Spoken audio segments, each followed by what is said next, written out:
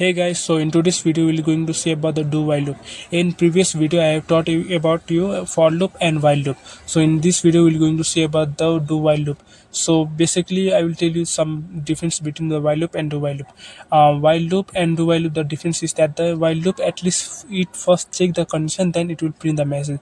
But in do while loop it will at least print the one time message, then it will check the condition. So I will tell you or I'll show you the example by the doing the coding. So I've given the int a equals to 1. Suppose I've given the 1, then semicolon, then I will add do, and then I will print the message cout hello, hello, and then endel to print the message in the next line. And then we'll write the while. In while, then a is less than, I want to print till 10 time. Okay, I've written the code, and at here you have to write one more thing, that a increment a plus plus, and then semicolon. Let's run the code. See, so you okay, sorry, at here you have to write the semicolon.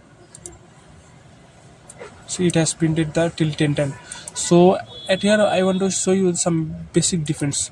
Suppose if I given the 12, the condition is true, condition is false, as you can see on the screen, but still I will run it, keep print at least one time.